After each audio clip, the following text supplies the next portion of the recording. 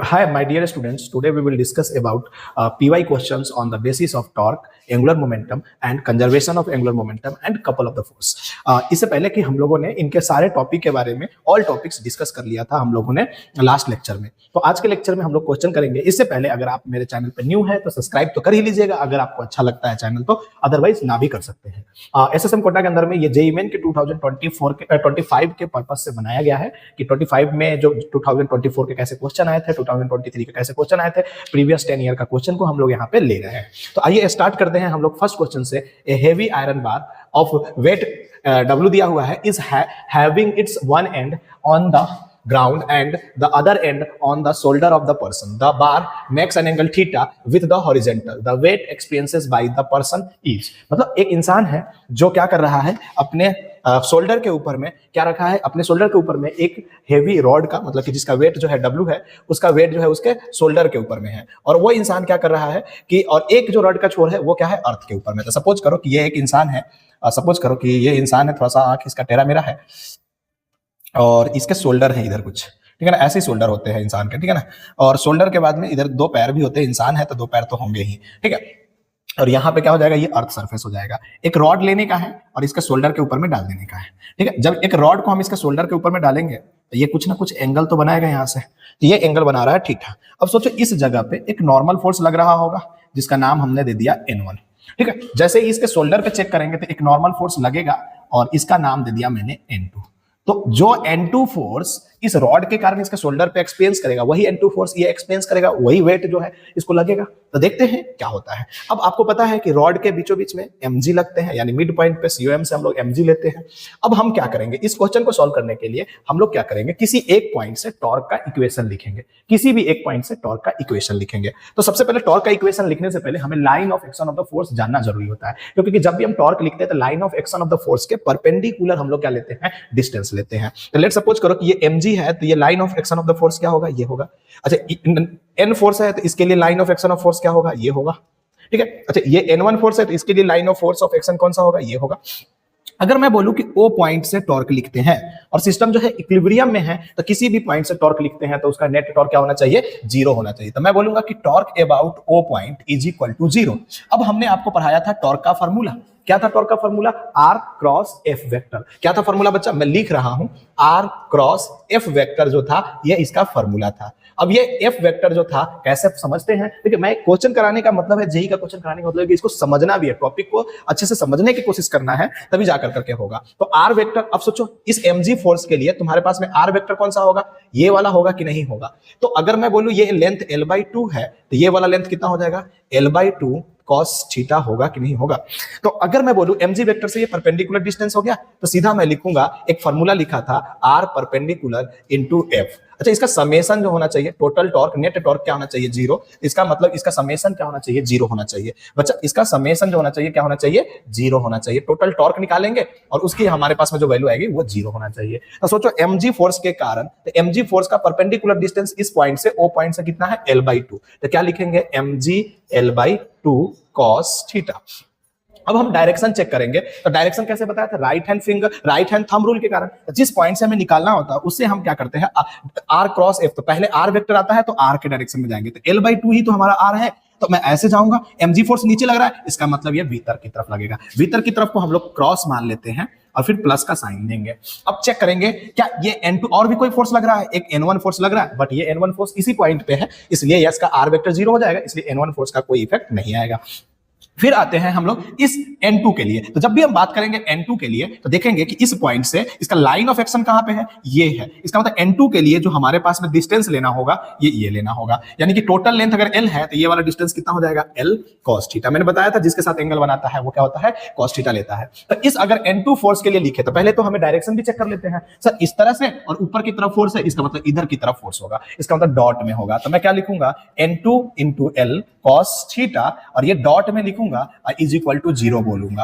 अब मैं बोलूंगा कि किसी एक को, क्रॉस को अगर पॉजिटिव लेना है तो डॉट को नेगेटिव लेना पड़ेगा, किसी एक को नेगेटिव लेना पड़ेगा। तो मैं क्रॉस को ले लेता हूं पॉजिटिव, तो L/2 cos थीटा हो गया, और डॉट वाले को नेगेटिव लूंगा तो बीच में माइनस का साइन आ जाएगा, N2 into में L cos theta is equal to 0 हो जाएगा। अब मैं इसको सॉल्व करूंगा। अच्छा, mg की वैल्यू कितना दिया हुआ है, उसने w दिया हुआ है, इसका मतलब इसका वेट का वैल्यू w हो जाएगा। तो यहां पे मैं क्या करूंगा, w L/2 cos theta is equal to N2 L cos theta. जो भी कटने वाला है उसको कैंसिल करेंगे और यहां से हमें मिलता है W बाई में 2 is equal to N2। That means इसके ऊपर में जो फोर्स लग रहा है वो कितना है, W/2, यानी कि वेट फोर्स का हाफ हमारे को एक्सपीरियंस हो रहा है इस मतलब कि इस क्वेश्चन के लिए हमारे पास में उस इंसान के ऊपर में वेट।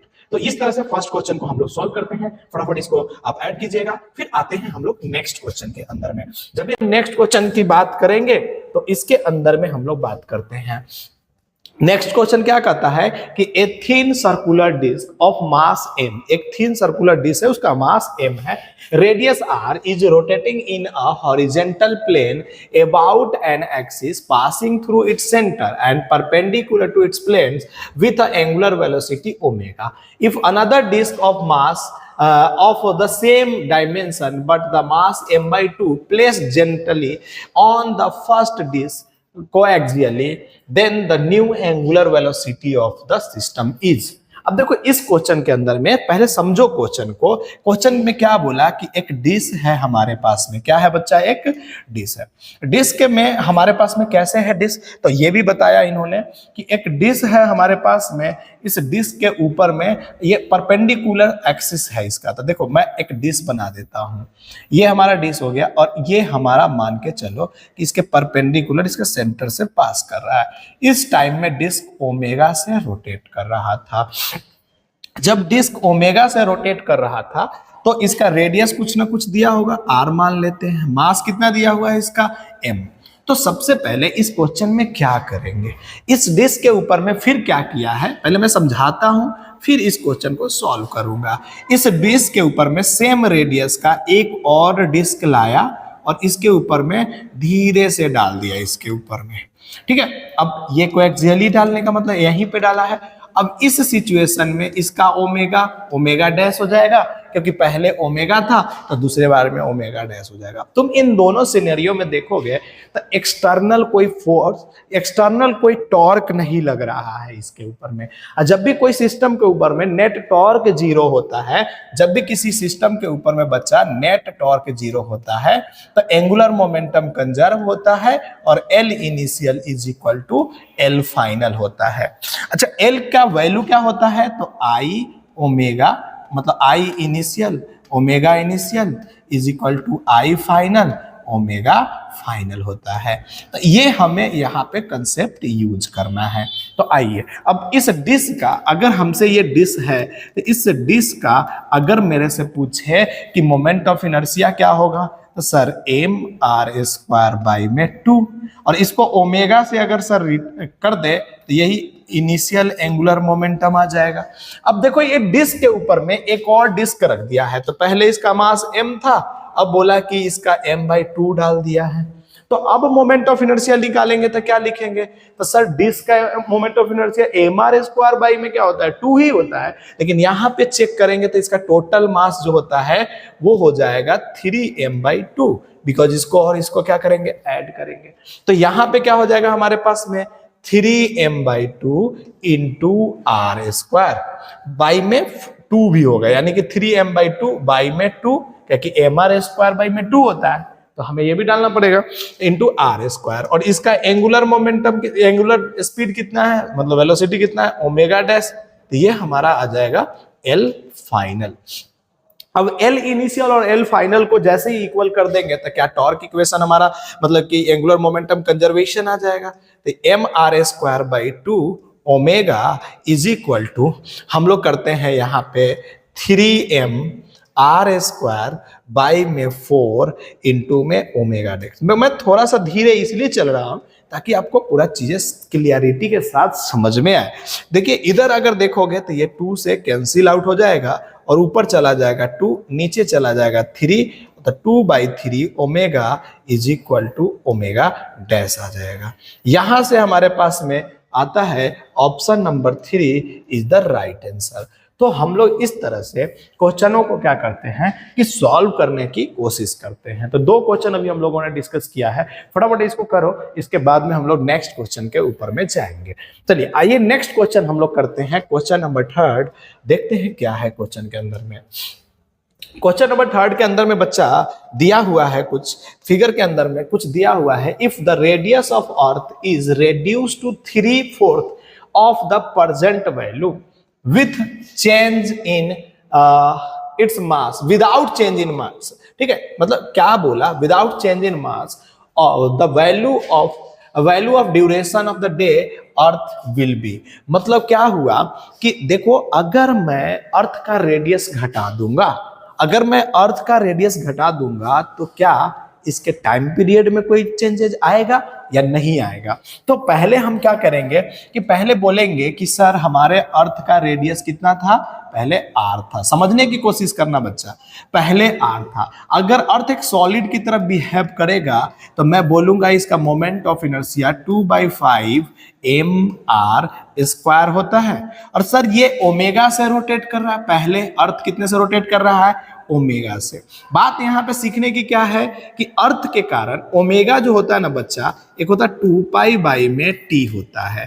टी जो होता है ना हमारा टाइम पीरियड जो होता है ये 24 आवर्स होता है। कितना होता है हमारे लिए टाइम पीरियड, 24 आवर्स होता है। तो इसका मतलब हमारे पास में जो एल इनिशियल, ये क्या लिख रहा हूं, एल इनिशियल, ये क्या है हमारा आई है, और ये क्या है हमारा ओमेगा। तो L इज इक्वल टू क्या होता है, आई ओमेगा। अब तुम कहोगे सर यहाँ पे एंगुलर मोमेंटम कैसे पता चला कि हमें एंगुलर मोमेंटम कंजर्वेशन यूज करना है। तो सोचो, अर्थ का रेडियस बढ़ाना घटाने में कोई टॉर्क एक्सटर्नल लग रहा है क्या, नहीं लग रहा है ना। जब कोई टॉर्क अप्लाई ही नहीं हो रहा है तो एंगुलर मोमेंटम कंजर्व होगा, तभी तो ऐसा हो रहा होगा कहानी। तो यहां पे हमारे पास में आता है L इनिशियल की वैल्यू 2/5 mr² इंटू में mr²। देखो अगर तुमने टॉपिकों को सही से पढ़ा है तो आ जाएगा समझ में, हमने सारे टॉपिकों को कवर अप कर रखा है। ओमेगा के जगह पे 2π बाई में क्या लिखेंगे, 24 आवर्स। ये अर्थ का जब रियल में आर रेडियस था तब की बातें थी। लेकिन उस बंदे ने क्या बोला कि अर्थ का अगर रेडियस रेड्यूस कर दिया जाए, बच्चा थोड़ा सा मेरा हो सकता है कि थोड़ा सा गोला बनाने में हम गोला कर देते हैं कभी कभी। तो अगर अर्थ का रेडियस को रेड्यूस कर दिया गया है और कर दिया गया है 3r/4, अगर अर्थ का रेडियस 3r/4 कर दिया गया है तब कहानी कैसा होगा सोचो। तो मैं क्या बोलूंगा कि, और मास सेम ही है, तो मैं क्या बोलूंगा कि सर इसके about the moment of inertia लिखोगे वो हो जाएगा 2/5 m, r के जगह पे हो जाएगा 3r/4 का होल स्क्वायर। और ये अब नए वेलोसिटी से, नए एंगुलर स्पीड से क्या होगा, ये एंगुलर वेलोसिटी से क्या करेगा, बोलो, एंगुलर वेलोसिटी से क्या करेगा, रोटेट करेगा। जब नए एंगुलर वेलोसिटी से ये रोटेट करेगा तो यहाँ पे हम लोग लिख देंगे ओमेगा डैश। ये हो गया हमारा फाइनल मोमेंटम, एंगुलर मोमेंटम। जब हमारे पास में इनिशियल एंगुलर मोमेंटम निकाल लिए और फाइनल निकाल लिए, तो अभी हमने थोड़ा देर पहले बताया है कि दोनों को इक्वल करना होता है जब नेट टॉर्क किसी सिस्टम पे 0 हो। तो एल इनिशियल कितना है हमारे पास में, 2/5। इसको सॉल्व करने की अभी कोशिश मत करना, पहले जैसे है, क्योंकि बहुत सारे चीजें जो है ना इसका कटने वाला है, तो इसलिए हम क्या करते हैं ऐसे ही छोड़ देते हैं। इज इक्वल टू, इधर क्या लिखेंगे 2/5 m, और इधर करेंगे 9r² बाई में 16, और इधर क्या करेंगे ओमेगा डैश रख देंगे। इधर से तुम देखोगे तो ये कैंसिल आउट हो गया, ये भी कैंसिल आउट हो गया, आर एम का स्क्वायर भी कैंसिल आउट हो गया। अब हमारे पास में थोड़ा सा जगह की थोड़ा सा इधर उधर हो जाती है, तो जगह के लिए हम लोग इधर आते हैं। अब हमारे पास में क्या बचेगा, इधर तो सारे कैंसिल हो गए, तो हमारे पास में बच गया 2π बाई में 24 इज इक्वल टू, इधर बोलो कितना बचा, 9 बाई में 16, और इधर अब देखो ओमेगा डैश को क्या लिख सकते हो तुम, 2π बाई में नया टाइम पीरियड, यानी कि न्यू टाइम पीरियड के लिए क्या लिखेंगे, टी डैश लिखेंगे कि नहीं लिखेंगे। तो यहां पे हम लोग लिखेंगे 2π बाई में टी डैश। अब इसको मैं सॉल्व करूंगा और टी डैश की वैल्यू निकालूंगा, तो 2π से 2π कट जाएगा, टी डैश इधर आ जाएगा और हमारे पास में आ जाएगा 9 मल्टीप्लाई 24, क्रॉस मल्टीप्लाई करेंगे तो 16 हो जाएगा। अगर मैं इसको बात करूं तो 8 के टेबल में ये आता है, ये भी 8 के टेबल में आता है, तो हमारे पास में टी डैश की जो वैल्यू आया 27/2। 27 का मतलब होता है 13 आवर्स, आवर्स में लिखेंगे तो, और 30 मिनट होता है हमारे पास में। तो इसका मतलब क्या आया हमारे पास में, यहाँ पे जो आएगा वो क्या 13 आवर्स आएगा। यानी कि हमारे पास में जो आंसर होगा, ये सब 2024 का जेई का क्वेश्चन है, तुम देखोगे तो क्लास में किया हुआ है, तो 13 आवर्स, मतलब सेम क्वेश्चन नहीं होता, डेटा डिफरेंट हो सकते हैं, बट इस टाइप के क्वेश्चन क्लास में कर रखे हैं। तो आइए क्वेश्चन नंबर 4 पे आते हैं। नेक्स्ट क्वेश्चन हमारे पास में है, ए बॉडी ऑफ मास m, एक बॉडी का मास कितना है बच्चा, m है, is projected with a speed u making an angle 45 degree with a ground. The angular momentum of body about the point of projection at an highest point is expressed as root 2 mu का q xg, the value of x will be। देखो इस तरह के question को क्या करते हैं, पहले प्रोजेक्टाइल मोशन तुम्हें आना जरूरी है। अगर प्रोजेक्टाइल मोशन नहीं आता है तो इस क्वेश्चन में थोड़ा सा तकलीफ होगा। मैं कोशिश करता हूं तुम्हें समझाने का। एक बॉडी जो है ना बच्चा, u वेलोसिटी से जाता है और यहाँ पे हमारे पास में थीटा एंगल बनाता है। कहता है क्या क्वेश्चन के अंदर में कि ये हाईएस्ट पॉइंट पे गया होगा। सोचो हाईएस्ट पॉइंट पे गया होगा, तो इस बॉडी के अंदर में जब भी प्रोजेक्टाइल मोशन होता है तो हमें उस बॉडी के दो क्या करना पड़ता है, बोलो। जब भी प्रोजेक्टाइल मोशन होता है तो हमें उस बॉडी के दो कंपोनेंट करना होता है। एक कंपोनेंट को हम लोग बोलेंगे u cos 45 डिग्री। मैं एक चीज भूल गया था, हर क्वेश्चन के ऊपर में टाइमर लगा हुआ है, तो प्लीज इसको देखना, टाइमर के साथ ही क्वेश्चन करना ताकि तुम्हें समझ में आए।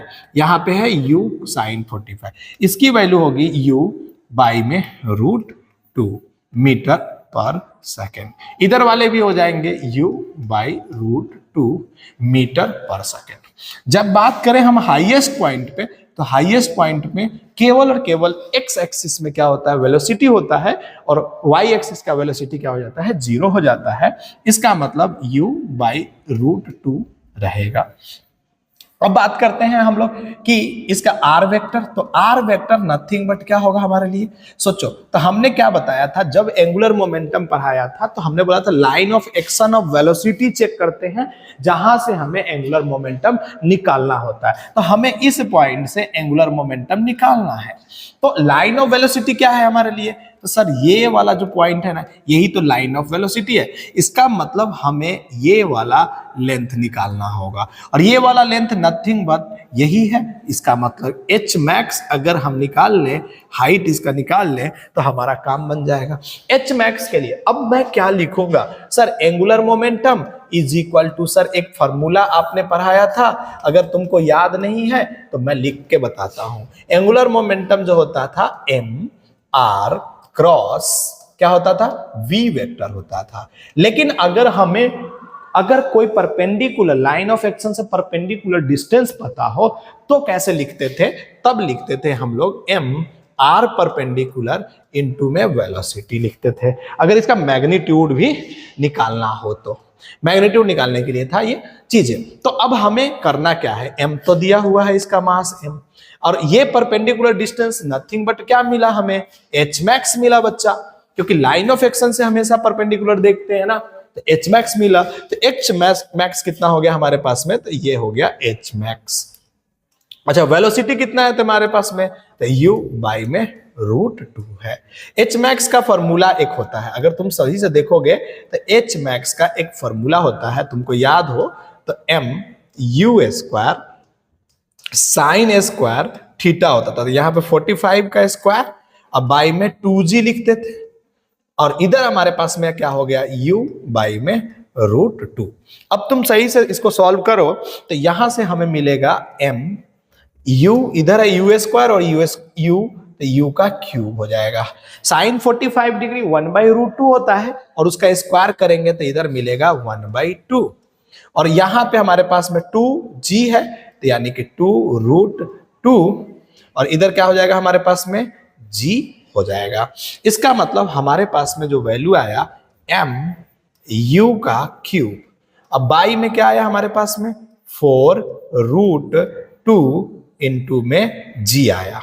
अब देखो उस इक्वेशन को चेक करो, इस इक्वेशन को मिलाओगे तो क्या मिलेगा तुमको कि ऊपर कॉफिशिएंट है ही नहीं, इसका मतलब इसके कॉफिशिएंट को, इस वाले के कॉफिशिएंट को किससे कंपेयर करोगे, इसके से। तो कैसे करोगे ये भी बता देता हूं। मैं कहूंगा कि सर जो मेरे को आया ना उसको इसके इक्विवेलेंट कर देते हैं, मैं कर देता हूं एम यू। देखो डायरेक्ट भी मैं कर सकता हूं, लेकिन तुम बच्चा हो इसलिए तुम्हारे लिए हम हर तरीके से क्या करेंगे कि तुम्हें जो सॉल्व कर सकते हैं, जितना आसान तरीका बनाया जा सकता है बनाएंगे। इधर क्या लिखेंगे हम लोग एम यू का क्यूब, बाई में क्या लिखेंगे 4√2 इंटू में जी। अब हमें जो भी कैंसिल आउट होता है करेंगे और x की वैल्यू निकालेंगे, इसको क्रॉस मल्टीप्लाई करेंगे तो 8, इसका मतलब x की जो वैल्यू आएगी वो हमारे लिए आ जाएगा x आंसर। x की वैल्यू कितना आ जाएगा बच्चा 8 हो जाएगा। तो इस तरह से हमने 4 नंबर क्वेश्चन को भी सॉल्व कर दिया है। चलो नेक्स्ट क्वेश्चन पे आते हैं, इसको जल्दी से करना और टाइमर पक्का ऑन देखना। देखो हर वीडियो के अंदर में यहाँ पे टाइमर लगा रहता है, उस वीडियो देखने का कोशिश करने का और सॉल्व करने की कोशिश करने का, ठीक है। टाइमर कभी कभी नहीं भी हो दिखता है तो उसके लिए सॉरी, बट आप अपने पेन मतलब कि घर पे वॉच तो होगा, वॉच के अंदर में टाइमर लगा लेना अगर नहीं दिखता है तो। क्या होता है कि कभी कभी ये सब सारे सिस्टम हैंग हो जाते हैं। अब नेक्स्ट क्वेश्चन है, ए particle of mass m is projected with a velocity u making an angle 30 degree with horizontal, the magnitude of angular momentum of the projectile about a point of the projection when the particle is at a maximum height h is. फिर से same question आ गया है, same question आ गया है तो क्या आप solve कर सकते हैं क्या? तो कर सकते हैं ना। एंगुलर मोमेंटम का मैं डायरेक्ट फार्मूला लिखूंगा। सर अभी तो लिखे थे हमने, क्या लिखे थे बताओ? एंगुलर मोमेंटम का डायरेक्ट फार्मूला लिख देता हूं। अगर प्रोजेक्टाइल होता है कभी भी तो एंगुलर मोमेंटम का फार्मूला होता है m h max इंटू में h max इंटू में वेलोसिटी होता है। अब देखो अगर मैं बात करूं ये वेलोसिटी किस में होगा तो x वाले में होगा, तो बोलो यहां पे क्या हो जाएगा मेरे पास में m h max की वैल्यू क्या हो जाएगा u स्क्वायर साइन स्क्वायर और यहां पे लिख देंगे 30 डिग्री और बाई में क्या लिख देंगे 2g और इधर x की वेलोसिटी लिखेंगे। क्यों? क्योंकि y वाली तो मैक्सिमम पॉइंट पे क्या होता है 0, तो x की वैल्यू क्या लिखोगे u cos 30 डिग्री, क्योंकि ये 30 डिग्री से इसको क्या किया गया है प्रोजेक्टेड किया गया है। यहाँ पे 30 डिग्री दिया हुआ है बच्चा। तो अब हम लोग क्या करेंगे, यहां से वैल्यू आ जाएगा हमारा m u और इधर u, तो यानी कि u का क्यूब हो जाएगा। साइन 30 डिग्री, साइन 30 डिग्री कितना होता है 1/2 होता है, तो स्क्वायर करेंगे इसका तो क्या हो जाएगा 1/4 हो जाएगा। नीचे हमारे पास में 2g पड़ा है, इसको ऐसे थोड़ी रखेंगे, बारात के लिए थोड़ी रखे हैं इसको। और इधर हो गया हमारे पास में cos 30, इसका मतलब √3/2। अब तुम देखोगे तो 4 जा 16 यानी कि m √3 m u का क्यूब बाई में 16 जी आ जाएगा, 16 जी आ जाएगा। तो हमारे पास में कोई ऑप्शन है √3 mu का क्यूब बाई में 16 जी, यानी कि option number first is the right answer. तो इस तरह से हम लोग क्वेश्चन को करते हैं। आइए नेक्स्ट क्वेश्चन के लिए हम लोग प्रस्थान करते हैं। नेक्स्ट क्वेश्चन हमारे पास में है बच्चा, अगर तुम देखोगे तो इस क्वेश्चन को समझो और समझने की कोशिश करना, बहुत ही अच्छा क्वेश्चन है। जल्दी से करने की कोशिश करना। मैं थोड़ा सा वीडियो रोक देता हूं बिकॉज कि मैं 15 मिनट से बोलते बोलते मेरा भी हालत खराब हो गया है। आ जाओ, तो इस क्वेश्चन को कैसे सॉल्व करोगे? A body of mass 5 kg moving with uniform speed 3√2 meter per second in XY plane along the line y is equal to x plus 4. Angular momentum of the particle about the origin will be. ये भी 2024 का question है। देखते हैं, solve करते हैं। हमें इस क्वेश्चन को सॉल्व करना है। तो जब भी हम इस क्वेश्चन को सॉल्व करते हैं ना बच्चा, तो पहले समझने की कोशिश करो। जब भी इस क्वेश्चन को सॉल्व करेंगे तो हमारे पास में कुछ इस तरह से पहले x एक्सिस और y एक्सिस बनाना पड़ेगा। जब हम इस क्वेश्चन को सॉल्व करेंगे तो x की वैल्यू 0 रखने पे मतलब कि इसका ये लाइन होगा। x की वैल्यू 0 रखने पे y जो होगा 4 हो जाएगा, यानी 0,4 इसका कोऑर्डिनेट हो जाएगा। और ये हमारे पास में हो जाएगा -4,0। देखो यहाँ एक्स वाई की वैल्यू 0 रखेंगे तो एक्स की वैल्यू -4 हो जाएगा। अब पार्टिकल जो है ना इसके अलोंग मूव कर रहा है, किसके अलोंग मूव कर रहा है, इस लाइन के अलोंग पार्टिकल जो है मूव कर रहा है, इस तरह से ये मूव कर रहा है। तो हमें ओरिजिन के अबाउट क्या निकालना है बच्चा, हमें ओरिजिन के अबाउट एंगुलर मोमेंटम निकालना है। अब ओरिजिन के अबाउट अगर एंगुलर मोमेंटम निकालना है तो हमें इस लाइन पे, जिस लाइन पे पार्टिकल मूव कर रहा है उस पे एक परपेंडिकुलर डिस्टेंस डालना पड़ता है। तो तुम देखोगे तो ये वाला लाइन, जो लाइन वेलोसिटी है उसके लाइन के हम लोग को क्या लेना पड़ता है, परपेंडिकुलर डिस्टेंस लेना पड़ता है। और भी कुछ दिया है या नहीं दिया है, चलो कुछ भी नहीं दिया है तो कोशिश करते हैं इसको कैसे सॉल्व करेंगे। तो सबसे पहले हमें इस लाइन के ऊपर में एक परपेंडिकुलर डिस्टेंस देखना पड़ेगा, मतलब कि लाइन ऑफ एक्शन के परपेंडिकुलर, मतलब ये वाला डिस्टेंस किसी तरह से अगर हमारा आ जाए तो काम हो जाएगा। चलिए इस क्वेश्चन को सॉल्व करने के लिए हमें क्या चाहिए, L is equal to MR cross V चाहिए कि नहीं चाहिए, या इसको और भी अच्छे तरीके से लिखेंगे तो क्या लिखेंगे, MRV साइन थीटा चाहिए। ठीक है, अब हमें M तो दिया हुआ है, कितना दिया हुआ है 5 kg, बहुत अच्छा। R कितना दिया हुआ है, सोचो R हमारे पास में दिया हुआ है, नहीं दिया हुआ है, V दिया हुआ है 3√2। अब हमें किसी तरह से R की वैल्यू निकालना है। ये डिस्टेंस 4 है और ये भी डिस्टेंस तेरा 4 ही है, ये भी डिस्टेंस तेरा 4 है, इसका मतलब ये 4 है, ये 4 है, इसका मतलब ये 90 डिग्री होगा और ये मतलब 45 डिग्री होगा। तो क्या हम इसको लिख सकते हैं, ये डिस्टेंस के लिए 4 ये है, 45 ये होगा, तो 4 cos 45 ही हमारा होने वाला है। तो यहाँ पे हो जाएगा 4 cos 45, यानी कि cos नहीं लिखेंगे, यहाँ पे हमारे पास परपेंडिकुलर डिस्टेंस डायरेक्ट लिख देंगे, या तो इसके अंदर में हमें डालना पड़ेगा ये एंगल, मतलब ये वैल्यू हमें ये निकालना पड़ेगा, या तो हमें इसके बीच का एंगल पता होना चाहिए। तो हमें 45 डिग्री दिख रहा है तो हम ये वाला फॉर्मूला के जगह पे ऐसे एक और फॉर्मूला बताया था मैंने, MR परपेंडिकुलर इंटू में V, ये फॉर्मूला लगा देते हैं। तो R परपेंडिकुलर हमारा कितना आ गया, इस वाले से ये वाला वैल्यू कितना आ गया हमारे पास में 4 cos 45 डिग्री। यहां से जब सॉल्व करेंगे तो 5 × 3√2 इंटू में 4 और cos 45 कितना होता है 1/√2। देखो वहां से एंगल भी निकाल के तुम करोगे फिर भी वही आएगा, तो हमने डायरेक्ट कहा कि sin 45 और cos 45 सेम ही होता है, तो हमने परपेंडिकुलर वाला जान से लगाया क्योंकि हमने वहां पे परपेंडिकुलर दिखाया मैंने। तो ये वाला हो जाएगा आपका, इसकी वैल्यू हो जाएगा 5 3 जा 15, 15 4 जा 60 के आसपास में आ रहा है, 60 kg मीटर स्क्वायर एंड क्या हो जाएगा पर सेकेंड। तो प्लीज फास्ट कीजिए इसको, फिर नेक्स्ट क्वेश्चन हम लोग लेते हैं, जल्दी से कीजिए इसको। अब आते हैं नेक्स्ट क्वेश्चन के लिए। A heavy iron bar of length 12 kg, एक हेवी आयरन बार है जिसका लेंथ 12 kg है and is having its one end on the ground and other on the shoulder of a man, a rod making an angle 60 degree with the horizontal, the weight experiences by the man। तो अभी हमने इस question को फिर से solve कर रहे हैं, लेकिन देखो कुछ क्वेश्चन में क्या होता है ना कि टॉपिक को समझने और सॉल्व कर देना होता है। जैसे कि मैं इस क्वेश्चन को सॉल्व करूंगा तो फिर से मैं वही एक आदमी बनाऊंगा, इसका एक शोल्डर बनाऊंगा, अच्छा एक शोल्डर बनाने के बाद में एक पैर भी बना देता हूं, कहे कि इस पैर के ऊपर से ही चल रहा होगा, टिंग टिंग टिंग टिंग पैर, यहाँ पे हमारे पास में क्या होगा, ये होगा और ये हमारा हो गया मान लो कि ऐसे। अब देखो इस केस के अंदर में ये 60 डिग्री बनेगा।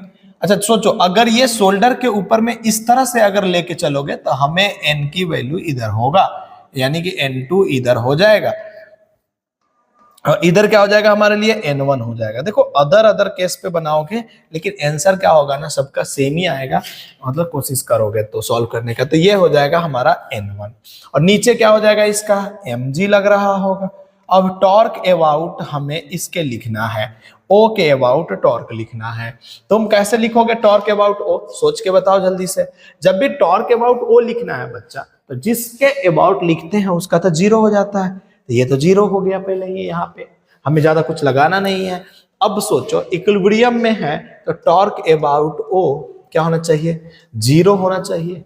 अब सोचो mg के कारण लिखेंगे तो क्या लिखेंगे, mg L/2 cos 60 degree, simple सी बात है ना, ये एंगल कितना है 60 डिग्री। तो ये वाला लेंथ अभी थोड़ा देर पहले किया था, इसलिए इस क्वेश्चन पे ज्यादा जोर नहीं दे रहे हैं, L/2 cos 60 डिग्री हो जाएगा। अच्छा इस लाइन के लिए, इस लाइन के लिए, लाइन ऑफ फोर्स के लिए परपेंडिकुलर डिस्टेंस ऐसे ही हो जाएगा, ये वाला दिखाओगे तो इसका मतलब माइनस में N2 इंटू में L इज इक्वल टू 0। दूसरे वाले का फोर्स निकाला मैंने डायरेक्ट, एक मिनट किसी का मैसेज आ रहा, ठीक है। तो यहां से L से ये L कट जाएगा, तो mg बाई में 2 cos 60 degree is equal to N2 हो जाएगा। mg की वैल्यू, मास कितना है मेरा 12 kg, तो यहाँ पे लिखेंगे 12 इंटू 10 बाई में 2 और cos 60 होता है 1/2 इज इक्वल टू N2। इसका मतलब हमारे पास में हो जाएगा, इससे काटोगे तो 3, यानी कि N2 की जो वैल्यू आएगा वो आएगा, N2 की वैल्यू आया, N2 की कितना वैल्यू आया है 30 न्यूटन। अब सोचो इसके ऊपर में, इस इंसान के ऊपर में 30 न्यूटन का क्या होगा कि एक फोर्स लग रहा होगा। अब 30 न्यूटन का फोर्स लग रहा है, लेकिन हमें तो मास चाहिए, तो हमने बताया था कि अगर मास निकालना होता है तो नॉर्मल फोर्स को g से डिवाइड कर देते हैं, यानी कि 30 डिवाइडेड बाई 10, इसका मतलब हमारे पास में मास जो आ गया वो 3 kg आ गया है। ये एक्सपीरियंसेस करेगा कितना बच्चा, 3 kg करेगा। जल्दी जल्दी करो, क्या कि आवाजें बहुत हो रही है, जिसके कारण क्या होता है कि दिक्कतें आती है। तो फटाफट इसको कर लेंगे और आगे बढ़ेंगे, नेक्स्ट क्वेश्चन के अंदर में चलते हैं। नेक्स्ट क्वेश्चन है, a light rope is wound around a hollow cylinder. Hollow cylinder याद रखना, ठीक है ना, of a mass 5 kg and radius जो है 70 centimeter. The angular acceleration of the cylinder will be, इसमें कुछ छूट गया है, एक यहाँ पे फोर्स भी लगता है। चलो मैं कोशिश करता हूँ इसको सॉल्व करने का, कि बिना फोर्स का एंगुलर तो निकल नहीं पाएगा, फिर भी देखते हैं, अगर फोर्स की जरूरत पड़ेगी तो हम F डाल करके सॉल्व कर लेंगे। अभी इसके अंदर में लग रहा है, बस देखो एक सर्कुलर सिलेंडर है, इसके ऊपर में एक रस्सी जो है बांधा गया है, और ये रस्सी जो है बांध दिया गया है, और इसके बाद में क्या होता है कि द एंगुलर एक्सेलरेशन, मतलब ये एंगुलर अल्फा बताना है अगर ये इस तरह से नीचे की तरफ गिर रहा है।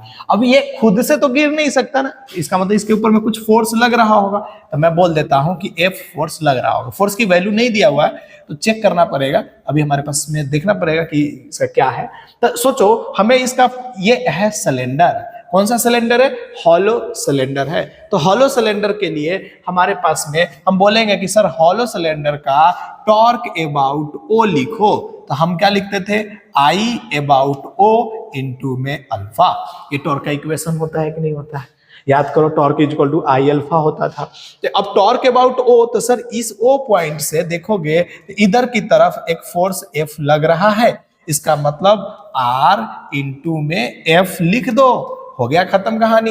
अब बताओ हॉलो सिलेंडर का मोमेंट ऑफ इनर्शिया कितना होता है उसके सेंटर के अबाउट, तो मैंने बताया था रिंग का जो होता है वही होता है, इसका मतलब यहाँ पे हो जाएगा mr² इंटू में अल्फा, यहां से एक से ये कट जाएगा, तो F बाई में m इंटू में r is the answer.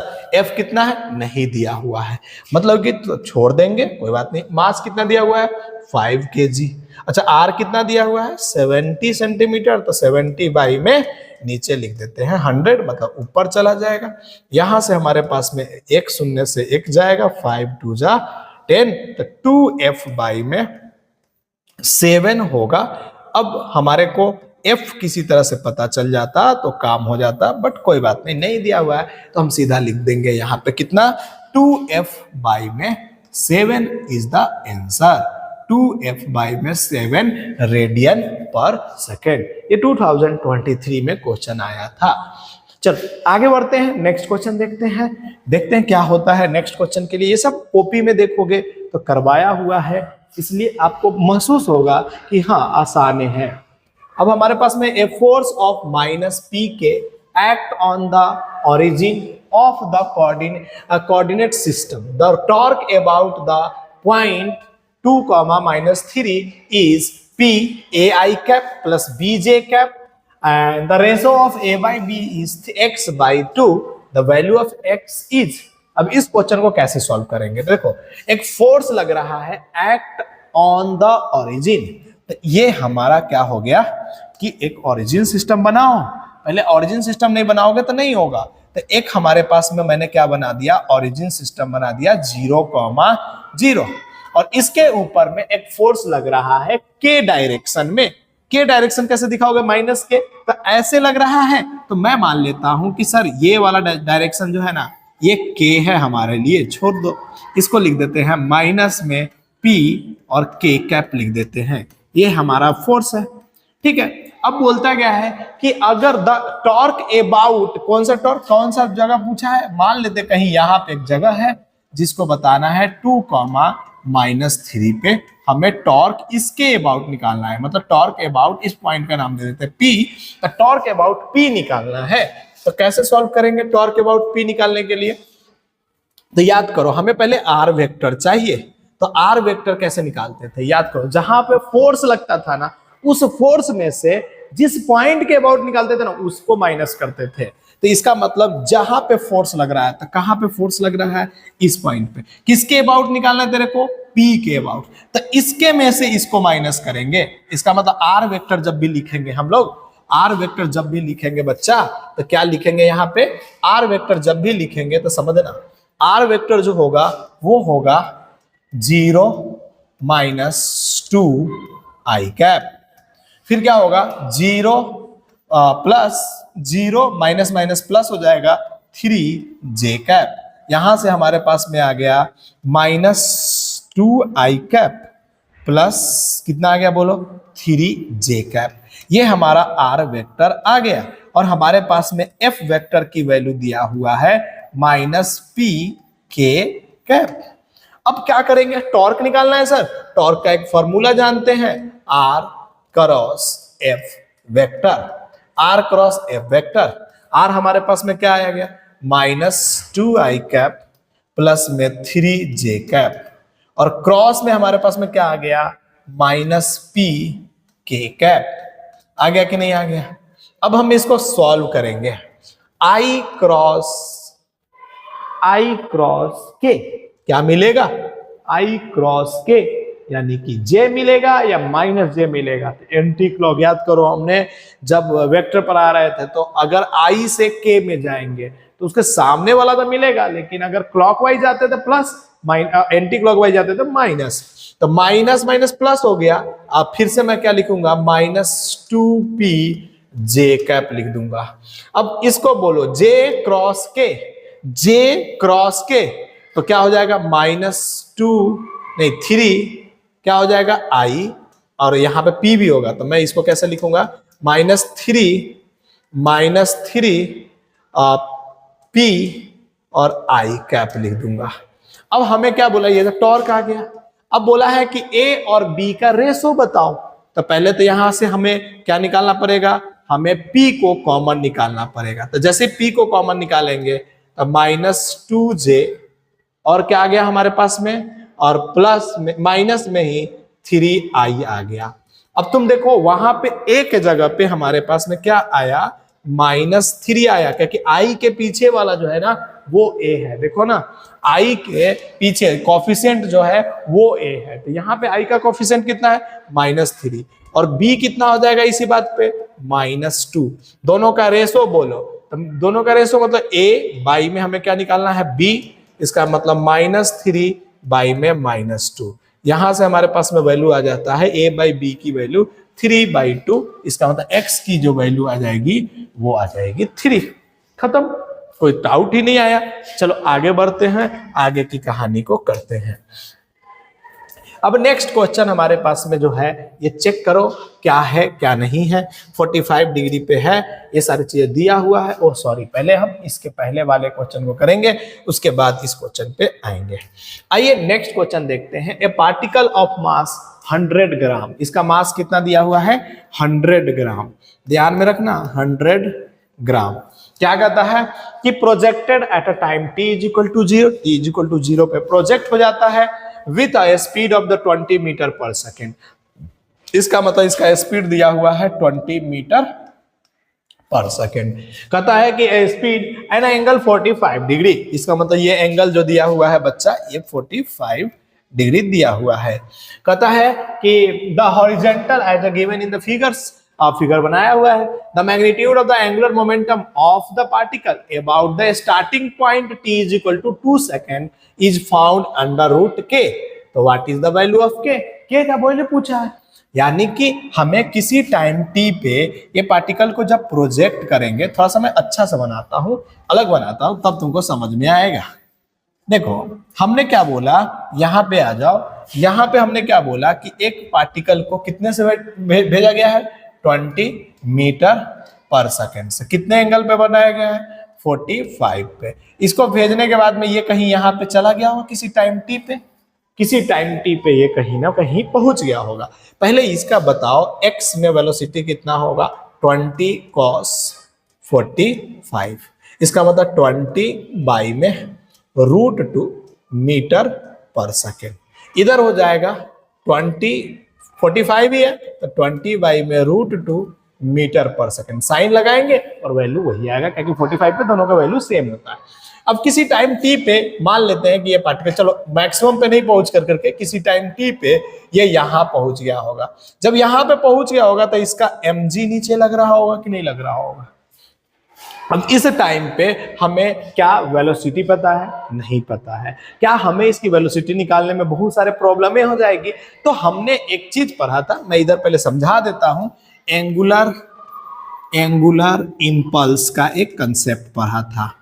Impulse क्या होता है कि अगर किसी सिस्टम के अबाउट टॉर्क निकालना है तो वो होता था dl बाई में dt, यानी कि हम अगर t इंटू dt को मल्टीप्लाई कर दे तो हमारे पास में क्या होता था कि एंगुलर मोमेंटम निकल जाता था। तो हम इसी कंसेप्ट को यूज करेंगे और हम लोग यहाँ पे सॉल्व करेंगे। तो देखो किसी टाइम t पे टॉर्क अगर निकालना है तो टॉर्क के लाइन में पहले क्या लाइन ऑफ एक्शन करते हैं, ये लाइन ऑफ एक्शन हो गया। अच्छा, इसका मतलब सर ये वाला डिस्टेंस अगर हमें पता चल जाए तो मैं टॉर्क अबाउट O लिख सकता हूं। तो मैं बोलूंगा कि torque about O mg force और इसका परपेंडिकुलर डिस्टेंस यानी x यहां पे हो जाएगा। x की वैल्यू कितना होगा? तो x की वैल्यू जो होगा कितना होगा, तो बोलो वेलोसिटी इंटू टाइम, x वाली वेलोसिटी इंटू टाइम। तो सर यहां पे कितना हो जाएगा 20√2 इंटू में टाइम 2 सेकेंड दिया हुआ है तो यहां से आ जाएगा 40 बाई में √2 मीटर आ जाएगा। तो यहां पे हम पुट कर देंगे x के जगह पे mg और क्या लिखेंगे यहाँ पे 40 बाई में √2। ये तो हमारा टॉर्क आ गया। अब इस इक्वेशन के अंदर में जाएंगे और हम लोग पुट करने वाले हैं। इस इक्वेशन के अंदर में जाने के बाद में हम लोग क्या पुट करने वाले हैं तो उसके बारे में बताते हैं। पहले इसको लिख लीजिए, उसके बाद में सॉल्व करेंगे। अच्छा यहाँ पे ना टाइम अभी मत पुट करना, कहीं पहले रुक जाओ, टाइम वेरिएबल है तो टाइम अभी मत पुट करना, सीधा लिख देना, यहाँ पे कुछ मत करो, अभी टाइम वेरिएबल हो सकता है। चलो आगे देखते हैं, अभी करेंगे कोई दिक्कत नहीं। पहले थोड़ा सा ज्यादा मिटा दिया मैंने। यहां पे मैं बोल रहा हूं कि अभी ऐसे ही रहने दो, आगे सॉल्व कर लेंगे, सॉल्व तो हो ही जाना है, बट अभी टाइम नहीं पुट करने के लिए बोल रहा हूं। मैं सीधा बोल रहा हूं कि यहाँ पे लिखो mg, अरे यार क्या हो जा रहा है, यहाँ पे डायरेक्ट लिखो mg इंटू में 20 बाई √2 इंटू में t। किसी टाइम t के लिए हमें लगाना पड़ेगा कि यहाँ पे dt है तो हमें टाइम का इंटीग्रेशन करना पड़ेगा। अब पुट करो यहाँ पे, तो क्या पुट करोगे mg और इधर क्या लिखोगे 40 बाई रूट कितना है √2 इंटू में dt है तो यानी कि t और इसका हो जाएगा dt is equal to l। इसका इंटीग्रेशन करेंगे तो l आ जाएगा। तो यहां से आ जाएगा mg और m के जगह पे कुछ वैल्यू दिया हुआ है, m मास दिया हुआ है क्या, चेक कर लेते हैं। मास भी डायरेक्ट पुट करते हैं ना आप, क्योंकि इतना देर तक सॉल्व करेंगे तो काम हो जाएगा। तुम्हारे समझाने के लिए हमने इतना देर तक लगाते हैं। तो मास कितना है 100 ग्राम, तो 100 बाई में 1000 और इंटू में 10 भी कर लो क्योंकि जी का वैल्यू। अच्छा इधर क्या लिखोगे हम 40 दिया हुआ है या 20 दिया हुआ है, ये 20 दिया हुआ है सॉरी, तो यहाँ पे क्या लिखेंगे 20, तो यानी कि 20/√2 और इधर हो जाएगा t का इंटीग्रेशन करेंगे तो t² 2 is equal to L। अब हमें यहां से ये कैंसिल आउट होते हुए दिख रहा है और इधर क्या मिला मेरे को 20/2√2 और इधर t कितना है, टाइम कितना दिया हुआ है 2 सेकेंड, तो 2 का स्क्वायर यानी कि 4 हो जाएगा। यानी यहां से हम लोग इसको 2 से कैंसिल करेंगे, 2 2 जा और इसको भी कैंसिल करेंगे तो √2, यानी कि हमारे पास में L की जो वैल्यू आएगा वो आएगा 20√2 kg मीटर² लेकिन हमारे पास में इसकी वैल्यू क्या है, √k है। इसका मतलब अब इसको रूट के अंदर में ले जाना है, तो जब भी इसको रूट के अंदर में ले जाएंगे तो √20 का अंडर में ले जाएंगे तो 400 और मल्टीप्लाई 2 हो जाएगा। इसका मतलब √, कितना आ जाएगा 800। इसका मतलब k की जो वैल्यू होगी वो 800 हो जाएगी। तो ये हमारा आंसर आ गया। तो इस तरह से एंगुलर मोमेंटम का सॉल्व करते हैं। अब तुम कहोगे सर यहाँ पे जो तुमने t जो है डायरेक्ट t क्यों नहीं लिखा, बिकॉज बच्चा टाइम जो है वेरिएबल है, तो पहले 0 से t = 2 सेकेंड के लिए हम लोग ने सॉल्व किया, इसलिए यहाँ पे 2 आया, t/2 आया। ऐसे करते तो गलत हो जाता, इसलिए ध्यान में रखना। इस क्वेश्चन को बहुत अच्छा क्वेश्चन है। जब टॉर्क निकालना हो तो एंगुलर इंपल्स वाले कंसेप्ट से भी एंगुलर मोमेंटम जो होता है वो निकाला जाता है। तो ये ध्यान में रखना। आगे बढ़ते हैं, नेक्स्ट क्वेश्चन के लिए हम लोग चलते हैं। नेक्स्ट क्वेश्चन हमारे पास में है, an object of mass 8 kg is hanging from one end of a uniform rod CD, यानी कि ये हमारा यूनिफॉर्म रॉड है CD। देखो दिख रहा है तुम लोगों को, ये रॉड जो है CD हमारे पास में क्या है, यूनिफॉर्म रॉड है। अगर वीडियो देखते हो मेरे तो थोड़ा सा कमेंट भी कर दिया करो, कभी कभार थोड़ा बहुत अच्छा लगता है अगर कमेंट कर देते हैं। तो अगर नहीं करने का इच्छा हो तो ना भी कर सकते हो, क्या कर सकते हैं, ठीक है। CD अब मास 2 kg, इसका मास जो है बच्चा 2 kg है। इसका मास कितना है बच्चा 2 kg। अब क्या बोलता है कि and length 1 metre pivoted at it and C on the vertical wall as shown in the figure। मतलब यहाँ पे ये है एक किसी से किया गया and length 1 metre pivoted show in the figure, ठीक है। तो supported by a cable AB, इसका केबल है ये, ठीक है ना, AB एक केबल है। Such that the system is equilibrium, the tension in the cable is, मतलब हमें केबल के अंदर में टेंशन निकालना है और ये पूरा सिस्टम है। कैसे सॉल्व करेंगे सर, तो आइए सॉल्व कर करके दिखाते हैं हम आपको। अब इस सिस्टम के अंदर में हमें किसी O पॉइंट से हमें C पॉइंट से टॉर्क लिखना है। अगर मैं C पॉइंट से टॉर्क लिखूं तो मैं देखो इसको सिंपल बनाता हूं पहले, तब तुमको समझ में आएगा। ये ऐसे बना दिए जाते हैं ना ताकि तुम डर जाओ और तुमसे सॉल्व ना हो। ये इस तरह से बनाए हुए हैं, ठीक है ना। ये यहां से इसकी जो है 40 सेंटीमीटर के 60 है क्या, तो 60 सेंटीमीटर के ऊपर में ये है, तो हमने इसको 60 सेंटीमीटर पे दिखा दिया। और इधर 40 सेंटीमीटर पे एक मास जो है 8 kg का इधर लटका दिया गया है। इसका मतलब यहां से एक फोर्स लग रहा है 80 न्यूटन का, और इसका लटकाने का कोई मतलब नहीं रहा। अब देखो मैं इसको थोड़ा सा और अच्छे से समझाता हूं। देखो इसमें अगर ये केबल है तो इसके ऊपर में एक टेंशन लग रहा होगा। अब सोचो एक टेंस कितना एंगल है 30 डिग्री है, तो ये वाला 30 डिग्री है, तो इधर कौन सा फोर्स लग रहा होगा T cos 30 डिग्री। इसको लिखने की कोई जरूरत नहीं है, इसको नहीं लिखेंगे। अब इधर भी एक फोर्स लग रहा होगा T sin 30 डिग्री, इसकी जरूरत पड़ेगी इसलिए इसको हमने लिखा। अगर उसकी जरूरत नहीं पड़ेगी तो नहीं लिखेंगे। क्यों, क्योंकि ज्यादा वेरिएबल करने से कोई फायदा है नहीं। हमें इसके अबाउट टॉर्क लिखना है, और टॉर्क जब भी इक्विलिब्रियम सिस्टम होता है तो टॉर्क क्या होता है, उसके बाद में किसी के अबाउट टॉर्क लिखोगे क्या होता है, 0 के इक्वल होता है। अब सोचो इसके अबाउट, इसका मास भी दिया हुआ है, कितना दिया हुआ है 2 kg का ये रॉड है। इस 2 kg के लिए देखो बीचों बीच पॉइंट पे mg लगेगा कि नहीं लगेगा 2g। ये 2 kg की बात कर रहे बच्चा, इस 2 kg का कहीं ना कहीं तो लगेगा।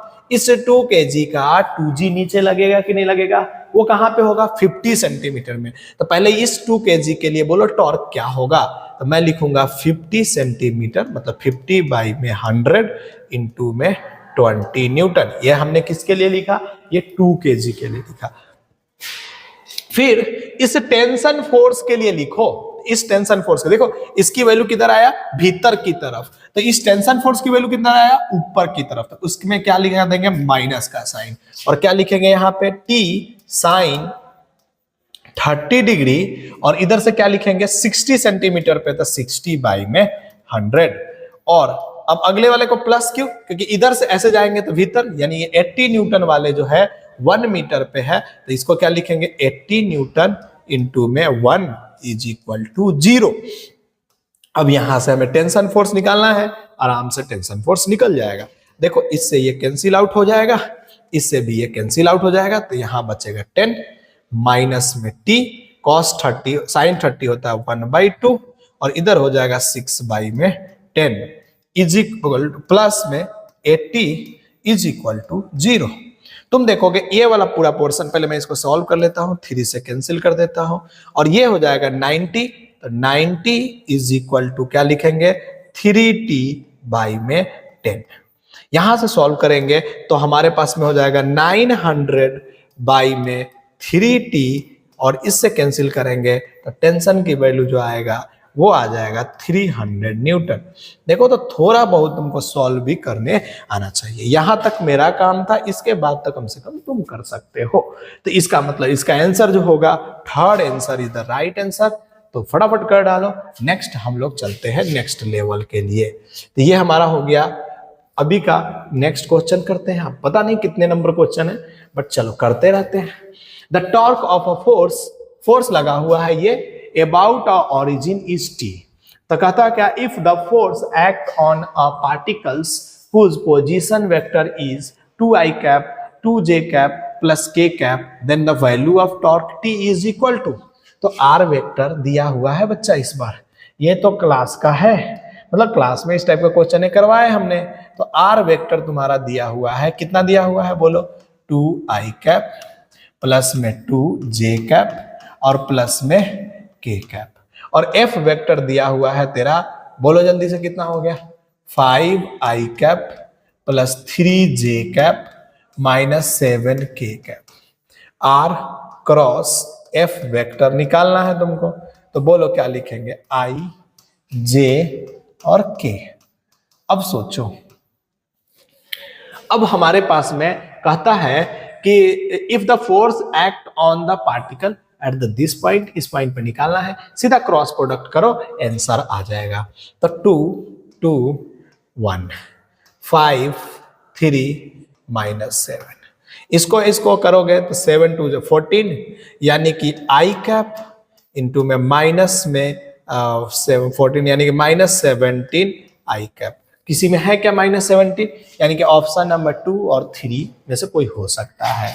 माइनस j कैप, अब इसको सॉल्व करो, इसको और इसको बंद करोगे तो माइनस 14, और इधर हो जाएगा तुम्हारा 5 माइनस 5, यानी कि माइनस माइनस माइनस 19, और ये माइनस प्लस हो जाएगा। इसका मतलब option number 3 is the right answer. बाकी सॉल्व करने की जरूरत नहीं है, क्योंकि टाइम बचाना भी जरूरी है। चलो आते हैं नेक्स्ट क्वेश्चन हमारे पास में है, देखते हैं क्या है नेक्स्ट क्वेश्चन। नेक्स्ट क्वेश्चन कहता है कि ए स्फेरिकल सेल ऑफ 1 kg मास, एक स्फेरिकल सेल है जिसका मास 1 kg है। फिर क्या कहता है, and radius r is rolling with a angular speed omega से रोटेट कर रहा है हॉरिजॉन्टल प्लेन पे है। So in the figure the magnitude of angular momentum of the cell about origin. इस ओरिजिन के अबाउट हमें एंगुलर मोमेंटम निकालना है, ठीक है। अबाउट द ओरिजिन इज क्या लिखा हुआ है, a/3 ओमेगा r स्क्वायर। तो हमें बताता है कि what the value of a की वैल्यू क्या होगी। आ जाओ सॉल्व करते हैं। चलो अब पहले ये बताओ, अगर ये हमारे पास में सॉलिड स्फेरिकल सेल है, जब भी सेल लिखा हो तो हॉलो स्फीयर होता है, इसका मतलब इसके अबाउट हमारे पास में मोमेंट ऑफ इनर्शिया क्या होता है, 2/3 mr स्क्वायर। लगे हाथ इसका हम लोग एंगुलर मोमेंटम लिखेंगे तो ओमेगा से मल्टीप्लाई कर देंगे। लेकिन ये पूरा मास हमें इस ओरिजिन से निकालना है, तो इस ओरिजिन से इस मास का डिस्टेंस कितना है, परपेंडिकुलर डिस्टेंस, तो r डिस्टेंस होगा, क्योंकि इसमें कुछ नहीं दिया हुआ, यहां बना दिया है तो मान के चल लेंगे कि ये r डिस्टेंस पे ही है। तो हम लोग क्या लगाएंगे यहाँ पे mr स्क्वायर और उसको भी ओमेगा से करेंगे, तो यहां से हो जाता 5 mr स्क्वायर ओमेगा बाई में 3। अब देखो कुछ भी नहीं दिया हुआ है ना, ये डिस्टेंस नहीं दिया हुआ है, ओरिजिन बना दिया गया है, तो ये फोटो बन गया है। इसका मतलब ये हो सकता है कि फोटो यहां से भी हो सकता था, इसलिए डोंट वरी, टेंशन लेने की जरूरत नहीं है। ये डिस्टेंस r है, इसलिए हमने यहाँ पे r लिया है, तो इसका मतलब इसका आंसर जो हो जाएगा 5 हो जाएगा। तो ये 2022 का क्वेश्चन है। थोड़ा बहुत जो होता है क्वेश्चन के अंदर में जैसे टाइपिंग मिस्टेक भी हो जाते हैं, कभी कुछ हो जाते हैं, तो इतना आपको सोचना नहीं है, बस क्वेश्चनों को सॉल्व करो और अच्छे से समझने की कोशिश करो। एरर जो होगा वो हम यहाँ पे कंप्लीट खत्म करा देने की कोशिश करेंगे। आ जाओ नेक्स्ट क्वेश्चन पे आते हैं हम लोग। क्या है हमारे पास में, the position vector of 1 kg object is इतना 3i cap minus j cap and the velocity is the इतना, तो the magnitude of angular momentum is √x। नहीं ये बताना है, तो ये तो सिंपल आ गया ना, सिंपल क्वेश्चन बेस्ड, मतलब कि फार्मूला बेस्ड क्वेश्चन आ गया। इसका मतलब हमने इतने जेई का क्वेश्चन किए हैं, तो देखते क्या है कि जेई के अंदर में फार्मूला बेस्ड भी क्वेश्चन आने की संभावनाएं ज्यादा होती है, इसलिए हमें फार्मूला बेस्ड भी क्वेश्चन करने आना चाहिए। 3i cap minus j cap, okay, और क्रॉस में हमारे पास में है 3j कैप और प्लस k कैप। अब सोचो i को j से करेंगे या नहीं करेंगे, i कैप है उधर j कैप है, i को j से करेंगे तो बोलो कितना आ जाएगा, 3 3 जा 9, और बोलो इधर i क्रॉस j यानी कि k कैप। ठीक है, अब i को k से करेंगे, जब i से k को करेंगे तो 3 1 जा 3, और लेकिन क्या होता है माइनस में आएगा तो माइनस 3j कैप हो जाएगा। अब आते हैं j को j से करेंगे 0, और j को k से करेंगे तो हमारे पास में आ जाएगा, j को k से करेंगे तो माइनस में आ जाएगा हमारे पास i कैप।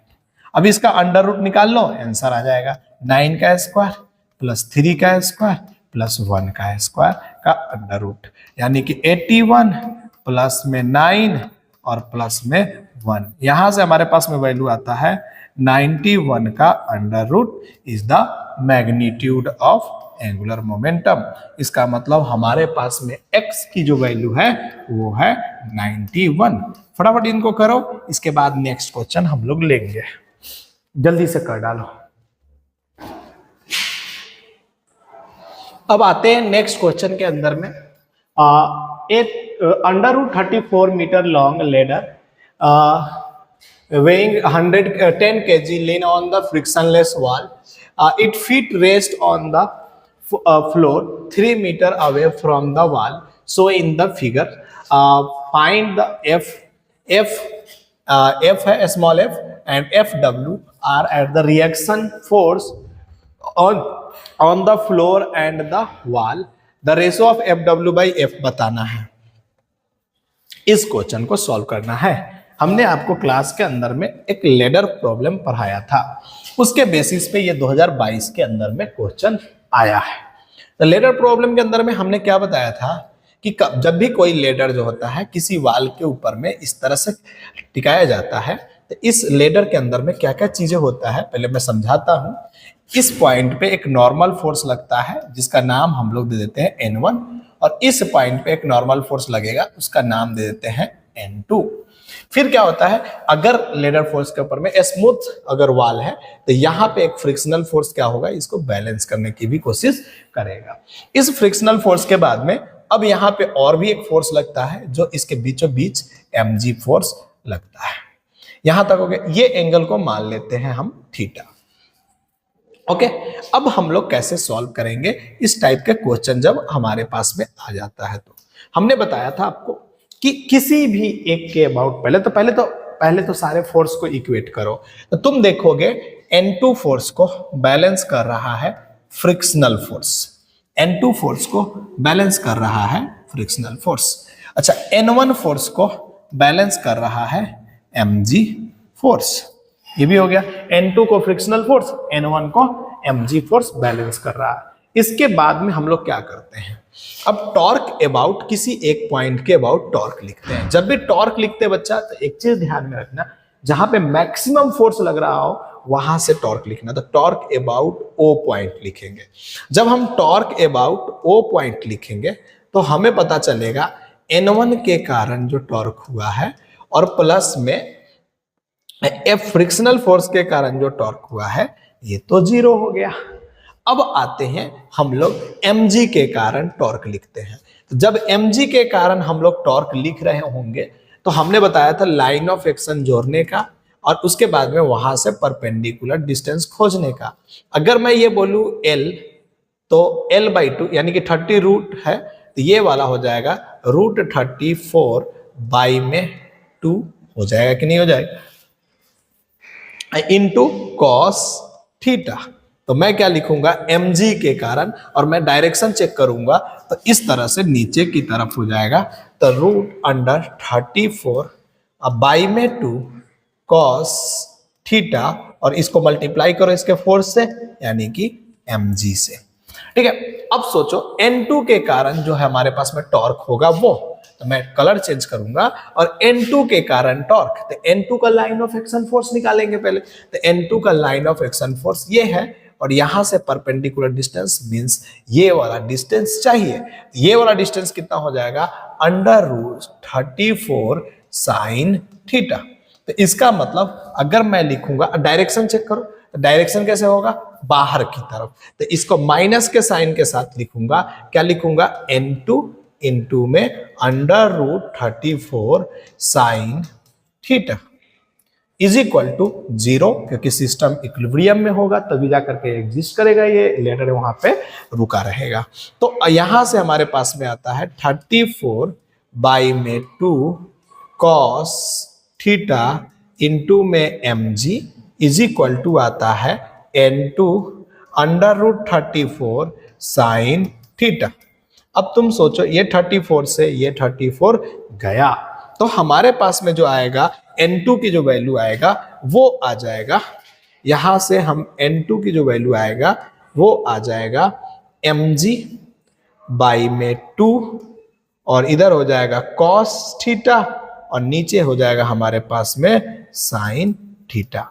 इसको सॉल्व करना, नीचे चला जाएगा, यहां से हमारे पास में वैल्यू आएगा mg cot थीटा, और बाई में क्या आ जाएगा 2।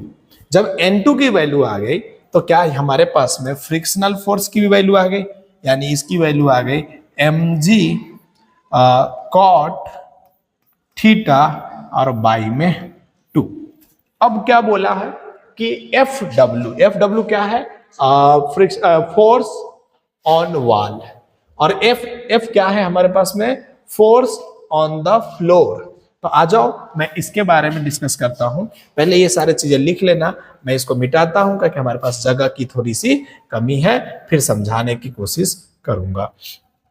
सोचो F जो है फ्लोर के ऊपर में कितना फोर्स लग रहा है, तो फ्लोर के ऊपर में एक फ्रिक्शनल फोर्स लग रहा है और एक N1 फोर्स लग रहा है।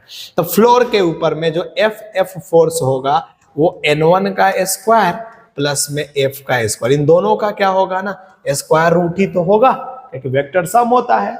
इसका मतलब हमारे पास में जो हो जाएगा, N1 की वैल्यू कितना है, mg का स्क्वायर प्लस में F कितना हो गया हमारे पास में, mg cot थीटा अब बाई में 2 का होल स्क्वायर का अंडर रूट। यहां से हमारे पास में mg का स्क्वायर और mg का स्क्वायर तो बाहर आ जाएगा, तो mg बाहर आ जाएगा, बचेगा क्या, 1 plus cot square theta by में 4। ये भी आ गया। अब हमको करना क्या है, जैसे ही ये आ गया हमारे पास में, तो हमें इसको सॉल्व करने का, तो अब हमें FW बाई में F लिखना है। FW nothing but N2 force ही है, और N2 की वैल्यू कितना आया तुम्हारे पास में, mg बाई में 2 कॉट थीटा, और नीचे क्या लिखोगे तुम, mg अंडर रूट के अंदर में लिखोगे 4 प्लस कॉट थीटा का स्क्वायर, यहां पे 4 प्लस क्या लिख दोगे, कॉट कॉट थीटा का स्क्वायर बाई में 2 और ये ऊपर चला जाएगा अंडर रूट, नीचे 2 का अंडर रूट नीचे आ जाएगा। यहां से तुम देखोगे mg बाई mg, अरे यार थोड़ा सा सही से तो लिखा जाओ, mg बाई 2 और mg बाई 2 कट जाएगा, तो यहां से आ जाएगा fw बाई में ff और इसकी जो वैल्यू आ जाएगी वो आ जाएगी हमारे पास में कॉट थीटा बाई में under root 4 plus cot square theta. अब हमें किसी तरीके से अगर कॉट थीटा की वैल्यू ये थीटा माने हो, अगर तूने ये थीटा माना है तो ये वाला लेंथ निकल जाए तो काम हो जाएगा। तो परपेंडिकुलर यानी 34 का स्क्वायर माइनस 3 का स्क्वायर का अंडर रूट करोगे, 34 माइनस 9, यहां से 34 माइनस 9 यानी कि कितना आ जाएगा 25, यानी कि कितना आ जाएगा ये 5 मीटर आ जाएगा, 5 मीटर आ जाएगा। तो यहाँ पे कॉट थीटा की वैल्यू क्या होता है, बेस बाई हाइपोटेन्यूज होता है। मैं ये इन चीजों को थोड़ा सा मिटाता हूं ताकि जगह बनाऊंगा, तभी जाकर के होगा, आप लिख लीजिएगा यहां से। तो आइए हम लोग लिखते हैं कॉट थीटा की वैल्यू, तो बेस बाई परपेंडिकुलर होता है यानी कि 3/5, इधर लिखते हैं 4 प्लस 9 बाई में 25। अब यहां से हम लोग जब सॉल्व करेंगे तो हमारे पास में आ जाएगा 3/5 और इधर हो जाएगा अंडर रूट 109 अपॉन में 5, कटिस कटिस खेलेंगे तो हमारे पास में 3 अपॉन में क्या आ जाएगा 109, यानी कि option number third is the right answer. So we can solve this questions option number third. Okay, तो इस तरह से हमें इन क्वेश्चन को लेडर प्रॉब्लम के क्वेश्चन को सॉल्व करना था और आपको समझना भी था लेडर प्रॉब्लम कैसे सॉल्व करते हैं। आइए नेक्स्ट क्वेश्चन हम लोग देखते हैं। नेक्स्ट क्वेश्चन क्या कहता है चेक करते हैं। तो हमारे पास में नेक्स्ट क्वेश्चन है, ये 2022 का है। ए thin circular ring of mass m and radius r is rotating with a constant angular velocity 2 radian per second in a horizontal plane about an axis vertical to its plane and passing through the center of ring। कहता क्या है, if two object each of the mass m small m attached gently on the opposite ends of the diameter of ring, the ring will be rotate with a angular velocity. मतलब क्या हुआ समझ में आया कि एक रिंग है, पहले रोटेट कर रहा था, अच्छा खासा रोटेट कर रहा था, एक रिंग बनाना पड़ेगा बच्चा। तो एक रिंग है जिसका मास कितना दिया हुआ है m, एक रिंग है जिसका मास कितना दिया हुआ है m, मैंने कर दिया m और इसको रोटेट कराया जा रहा है 2 रेडियन पर सेकेंड से। ठीक है, इसका मास m है, रेडियस r है, हाँ ऐसे ही है। तो इसके अबाउट अगर हमें लिखना हो इनिशियल मोमेंटम तो I इंटू ओमेगा लिखेंगे कि नहीं। इसका मतलब I इंटू में रिंग के अबाउट कितना होता है mr स्क्वायर होता है इंटू में 2, तो यहां से हमारे पास में आ जाएगा 2mr स्क्वायर। कैपिटल है बच्चा, ये कैपिटल mr स्क्वायर। ये क्या आ जाएगा, रिंग के अबाउट हमें इनिशियल लीनियर मोमेंटम निकाल देंगे। जब हमने रिंग के अबाउट इनिशियल एंगुलर मोमेंटम निकाल दिया, तब हमें रिंग के ऊपर में क्या करा कि अब रिंग के ऊपर में क्या किया इसने कि डायमीटर के लिए, कि डायमीटर के थ्रू मतलब इसके यहाँ पे, तो यहाँ पे क्या किया एक छोटा छोटा मास m रख दिया। अब बोलता है कि अब ये कितने के, आराम से स्लोली एंड स्लोली रख दिया, तो अब ये कितने के स्पीड से मूव करेगा। तो हमने मान लिया ओमेगा डैश जो है इसका एंगुलर मोमेंटम, एंगुलर स्पीड होगा यानी वेलोसिटी होगा वो। तो एल फाइनल क्या होगा, तो सर एल फाइनल मतलब कि आई डैश इंटू में ओमेगा डैश निकालने का। आई डैश सोचो तो सर रिंग का तो कैपिटल एम आर स्क्वायर हो जाएगा, लेकिन ये जो मास रखा गया है इससे आर डिस्टेंस पे, तो इसका भी तो मोमेंट ऑफ इनर्शिया होगा, तो स्मॉल एम आर स्क्वायर होगा इसका और इसका भी होगा। तो प्लस में क्या लिखेंगे 2 small M R square into में ओमेगा डैश। अब क्या करेंगे इसको, अब दोनों चीज दिया हुआ है, एल इनिशियल दिया हुआ है, एल फाइनल दिया हुआ है, तो बारात के लिए तो रखेंगे नहीं इसको, इसका मतलब क्या करेंगे, हम लोग दोनों को इक्वल करेंगे और आंसर लाएंगे। क्यों? क्योंकि initial linear momentum is equal to होता है final initial angular momentum is equal to होता है फाइनल एंगुलर मोमेंटम। तो यहां पे हम यही लगाएंगे और इसको सॉल्व कर डालेंगे। तो हमारे पास में इनिशियल इज इक्वल टू क्या करेंगे, फाइनल करेंगे। इनिशियल कितना है हमारे पास में 2 कैपिटल एम आर स्क्वायर और फाइनल कितना आया हमारे पास में capital M R square plus में 2 स्मॉल एम आर स्क्वायर और इनटू में क्या आया है हमारे पास में ओमेगा डैश। अब देखो आर स्क्वायर से ये आर स्क्वायर गया कि नहीं गया, तो ऊपर बच गया 2 कैपिटल एम और नीचे बच गया कैपिटल एम प्लस में 2m आ जाएगा इधर से is equal to omega dash. देखो तो कोई है क्या, ऊपर 2m और नीचे कैपिटल M प्लस में 2m, यानी कि थर्ड ऑप्शन है। अब इतने क्वेश्चन को देखने के बाद में तुम्हें क्या लगता है कि क्लास में जो क्वेश्चन कराया जाता है क्या वो इनफ है कि नहीं है, लेकिन क्या उसके ऊपर प्रैक्टिस करना बहुत जरूरी है कि नहीं। अगर उन क्वेश्चनों के ऊपर प्रैक्टिस नहीं करोगे तो फिर कैसे होगा। तो प्लीज कृपया कर करके प्रैक्टिस करते रहने का है और पीवाईक्यू क्वेश्चन करने से ये कॉन्फिडेंस मिलता है कि हाँ हम जो समझ रहे हैं ना वो हमें अच्छे से आ रहा है। आइए नेक्स्ट है हमारे पास में a particle of mass m is moving in a time t on a trajectory given in the r is equal to 10 alpha t square i cap plus 5 beta t minus 5 j cap where the alpha and beta is the dimensional constant, the angular momentum of the particles becomes at the time t is equal to 0 to the t, मतलब same हो जाना चाहिए। मतलब time is equal t is equal to 0 पे जो angular momentum है वही किस टाइम पे एंगुलर मोमेंटम होगा। तो पहले r वेक्टर लिखो, खुद ही अपने को समझ में आ जाएगा। तो r वेक्टर क्या दिया हुआ है देखते हैं। r वेक्टर जो है बच्चा वो दिया हुआ है 10 अल्फा टी स्क्वायर आई कैप प्लस में 5 beta T minus 5 J cap, this is given. अब देखो सोचो और समझो और बात करो।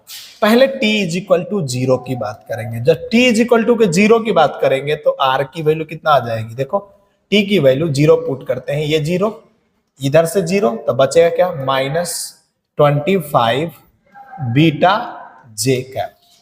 अच्छा तो इसका dr बाई dt क्या देगा, इसका वेलोसिटी दे देगा कि नहीं। अब वेलोसिटी निकालोगे t इज इक्वल टू 0 की इस बात हो रही है तो वेलोसिटी कितना हो जाएगा, यहाँ पे टाइम तो है ही नहीं तो 0, तो यानी कि t इज इक्वल टू 0 पे क्या हुआ r तो है, t इज इक्वल टू 0 पे r तो है इनटू में r क्रॉस v वेक्टर होता है। अब वेलोसिटी 0 है इसका मतलब t इज इक्वल टू 0 पे, जब वेलोसिटी ही 0 है तो क्या बोलेंगे कि t इज इक्वल टू 0 पे l क्या हो गया हमारे लिए 0 आ गया। ये t इज इक्वल टू 0 की कहानी है। अब किसी टाइम t की बात करते हैं तो किसी टाइम t पे r का वैल्यू जो है वो है 10 अल्फा टी स्क्वायर आई कैप। देखो कुछ नहीं दिया हुआ है, बस हमें इन एप्लीकेशन को सही से समझना है। ये अल्फा बीटा गामा ना आपके जिंदगी में खेलने के लिए देता है कि तुम खेल पाए तो ठीक है, नहीं खेल पाए तो तुम्हारा जिंदगी खेल लेगा, जैसे हम लोग का जिंदगी खेल रहा है अभी, कभी कुछ कभी कुछ। तो D R by D T is equal to क्या होता है वेलोसिटी। जब इसका डिफ्रेंशिएट करोगे तो ये हो जाएगा 20 अल्फा आई कैप इंटू में टी भी होगा और इधर क्या हो जाएगा मेरे पास में प्लस 5 बीटा जे कैप। ये हमारा आ गया तुम्हारा वेलोसिटी। अब इसका लीनियर एंगुलर मोमेंटम निकालोगे तो m इंटू में r क्रॉस v वेक्टर। तो m तो कितना दिया हुआ मास, मास m ही दिया हुआ है तो m रहने दो यहाँ पे। बोलो r का वैल्यू कितना है तो 10 अल्फा टी स्क्वायर आई कैप प्लस में क्या लिखा हुआ है 5 बीटा और इधर लिखा हुआ है t माइनस 5 जे कैप और इसका क्रॉस करना है वेलोसिटी वेक्टर से। वेलोसिटी वेक्टर कितना है तुम्हारे पास में 20 अल्फा टी आई कैप और प्लस में 5 बीटा जे कैप है, 5 बीटा जे कैप। अब इनका क्रॉस करो और हमारा वैल्यू आ जाएगा। तो क्रॉस, अच्छा इसका इनिशियल के बराबर है, तो इनिशियल कितना था तुम्हारे पास, t इक्वल टू 0 पे 0, तो यहाँ पे भी 0 पुट कर दो। अब इसको क्रॉस करो, i क्रॉस i 0, ठीक है, i क्रॉस j यानी कि k होता है, इसका मतलब इसकी वैल्यू हो जाएगा m इंटू में 10 मल्टीप्लाई 5 मतलब 50 अल्फा t स्क्वायर और बीटा भी आ जाएगा और k कैप v आ जाएगा। अब आते हैं j मल्टीप्लाई i, j का क्रॉस करेंगे i से तो माइनस k आता है, तो और j का j से करेंगे तो 0, इसका तो इसको इससे करेंगे तो हो जाएगा 100 अल्फा बीटा और इधर आ जाएगा t और इधर आ जाएगा t माइनस 5 और ये k कैप।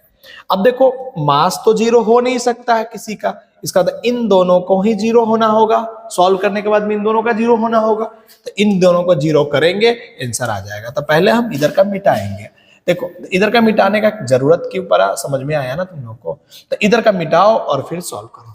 तो देखो अगर मैं बोलूंगा क्या है इधर, बोलो 50 अल्फा टी स्क्वायर और बीटा इज इक्वल टू, सीधा लिख देता हूं, कैसे तक केस गया तो इधर आ जाएगा 100 अल्फा बीटा टी इंटू में T minus 5। When we are solving, यहां से 2 से 2 गया, अल्फा से अल्फा गया, बीटा से बीटा गया, टी से एक टी गया, तो टी इज इक्वल टू इधर आ गया 2t माइनस 10, इधर आएगा तो minus T is equal to minus 10, यहां से गया तो टाइम की वैल्यू आ गया 10 सेकेंड। तो ये हमारा आंसर हो गया। अब इसके बाद में आते हैं नेक्स्ट क्वेश्चन पे, जल्दी जल्दी कर लेना, सॉल्व करना, रोक करके के सॉल्व करना, बट सॉल्व करना बहुत अच्छा क्वेश्चन है 2021 का। अब रहने देते हैं 2021 से लेकर करके 2016 तक का क्वेश्चन जो है नेक्स्ट वीडियो में बनाने की कोशिश करेंगे। ऐसा इसमें कुछ है नहीं, बट फिर भी चलो, angular momentum of a single particle moving with a constant speed along a circular path, तो क्या बोलेंगे, चेंज इन सर्कुलर पाथ में है। देखो इधर किसी भी सर्कुलर पाथ के अंदर में क्या होता है, एंगुलर मोमेंटम की बात करते हैं, तो सर्कुलर मोशन तो ऐसे ही होगा, ठीक है ना। अब देखो v तो इधर होगा और r वेक्टर इधर होगा, r वेक्टर और v वेक्टर में देखो, अब कहीं पे भी लेके जाओ इसको, r क्रॉस v बाहर की तरफ, इधर जाएगा v और इधर हो जाएगा r क्रॉस v बाहर की तरफ, r क्रॉस v बाहर की तरफ, सब जगह पे बाहर की तरफ होगा, तो क्या बोलेंगे, remain same in the magnitude भी सेम होगा और डायरेक्शन भी सेम होगा, तो इसका आंसर क्या होना चाहिए, 2 हो जाना चाहिए, खत्म कहानी। मैग्नीट्यूड r क्रॉस v दोनों के बीच में है तो क्या हो जाएगा, l की वैल्यू m r v हो जाएगा क्योंकि 90 डिग्री है और डायरेक्शन बाहर की तरफ ही होने वाला है, तो हो गया सॉल्व, इसका मतलब 2 आंसर हो जाएगा इसका। आज ये नेक्स्ट क्वेश्चन देखते हैं, क्या कहता है, ए मास m hang on a massless rod, यहां पे ये दोनों लगाया हुआ है, रॉड है, लेंथ l है, which rotated at an constant angular frequency, ठीक है, the mass capital M move on the steady speed of the circular path of the constant radius, assume that the system is the steady circular motions with the constant angular velocity omega। थोड़ा fast कर रहे हैं, बहुत देर से बोल रहे हैं, 1 घंटे से बोल रहे हैं हम। The angular momentum of capital M about a point A is LA and which lies on the position Z directions। The angular momentum of capital M about capital M about B the correct statement। देखो एक particle है ऐसे, और ये circular motion में इस तरह से रोटेट कर रहा है एम मास के ऑब्जेक्ट को। तो सोचो जो सर्कुलर मोशन में मूव कर रहा है, जो सर्कुलर मोशन में ये वाला पोर्शन जो सर्कुलर मोशन में मूव कर रहा था, आर और इसी v वेलोसिटी होगा, आर और इधर क्या, ओहो आर, सोचो ये वाले की बात कर रहे हैं, बाकी की नहीं कर रहे हैं। हम लोग किसकी बात कर रहे हैं, हम लोग बात कर रहे हैं अभी ए के रिस्पेक्ट में। तो ए वाले के रिस्पेक्ट में चेक करो, तो ए वाले के रिस्पेक्ट में जब एम रोटेट कर रहा होगा तो कुछ इस तरह से ये ऐसे जा रहा होगा, ऐसे जा रहा होगा। इसके लिए तो अभी बताए थे ना कि इसके लिए तो एल ए जो होता है उसका मैग्नीट्यूड भी कांस्टेंट होता है और डायरेक्शन भी कांस्टेंट होता है। अब बोलता है कि बी के अबाउट, तो सोचो जब ये पार्टिकल्स यहां पे पहुंच गया होगा तो वेलोसिटी ऐसे और ऊपर से आर वेक्टर ऐसे आएगा, तो आर क्रॉस वी यानी कि इधर की तरफ। लेकिन जब यहां पहुंच गया तो आर क्रॉस बी, डायरेक्शन हर बार क्या हो रहा है, डिफरेंट हो रहा है। तो कभी कभी भी इसके अबाउट जो होगा सेम नहीं होगा, ध्यान में रखना, सही से कंजर्व करने की कोशिश करना। तो कांस्टेंट हो जाएगा एल के about constant both the magnitude and direction. तो सर्कुलर पाथ में ये होता है, बट इस वाले के लिए नहीं होगा, ये ध्यान में रखना। सोचना नहीं होगा तो हम बता देंगे, ऑफलाइन में भी तो बताते रहते हैं, या आपके लिए ऑनलाइन के लिए भी रहता है।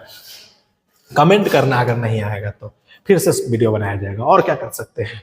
चलो लिखो, consider a 20 kg of the uniform circular disc of radius 0.2 meters. The pin supported the center and its rest initially. The disc is act upon a constant force 20 newtons through a massless string wrapped around the periphery as shown in the figures. Suppose the disc makes an n revolutions कहता है n revolution attained in the angular speed of the 15 radian per second. तो कहता है the value of n will be the nearest integer के through. अब सोच पहले क्या करेंगे, सर हमें रिवॉल्यूशन कितना रिवॉल्यूशन होगा ये जानने की अभी जरूरत नहीं है, पहले इस डेटा से हम क्या निकाल सकते हैं ये सोच। तो हम कहेंगे कि सर इधर की तरफ एक फोर्स लग रहा है 20 न्यूटन का ना, तो इसके थ्रू में एक क्या होगा, टॉर्क जनरेट होगा। वो क्या होगा, torque about O is equal to I about O into में अल्फा। टॉर्क 20 इंटू में आर।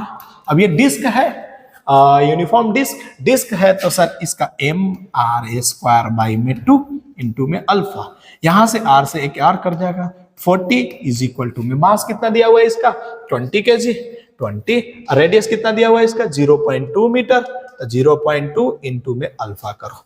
यहां से ये क्या कितने से कट जाएगा 2 से। अब यहां पे लिखेंगे 2 divided by 0.2 is equal to alpha. तुम जब सॉल्व करोगे तो 10 radian per second square is equal to alpha आ गया। अब सोचो 1 रिवॉल्यूशन होता है, अगर ये 1 रिवॉल्यूशन करता है तो कितना एंगल सबटेंड करता है 2 पाई। तो अभी हमें इस अल्फा दिया हुआ है और फाइनल यहां पे दिया हुआ है, ओमेगा फाइनल भी दिया हुआ है। ओमेगा फाइनल दिया हुआ है 50 रेडियन पर सेकेंड। तो क्या थीटा निकालना पड़ेगा पहले और उसके बाद 2 पाई से डिवाइड कर देंगे। तो कैसे थीटा निकालेंगे, तो सर ओमेगा फाइनल का square is equal to omega initial का स्क्वायर प्लस 2 अल्फा थीटा।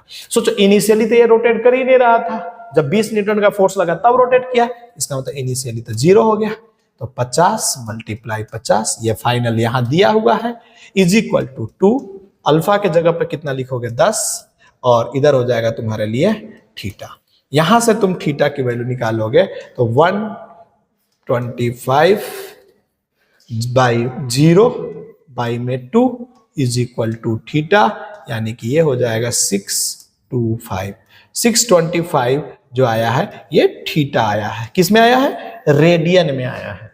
तो इसको थीटा को डिवाइड करेंगे, कितने से करेंगे हम लोग 2 पाई से, तो यानी 625 डिवाइडेड बाई में 2 पाई, और इन्होंने 2 पाई की वैल्यू दिया हुआ है 6.28, तो 6.28 से डिवाइड करेंगे।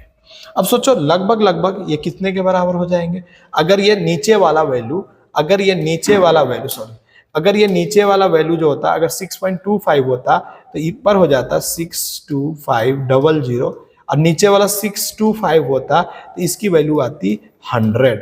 इसका मतलब इसकी वैल्यू 100 से तो कम ही होने वाला है, लेकिन ज्यादा कम नहीं होने वाला है। तो या तो 99 आंसर होगा, या तो देख लेते हैं, चेक करना पड़ेगा, इसको थोड़ा सा डिवाइड करना पड़ेगा। तो करके देख के बताना, कमेंट करना कितना आएगा।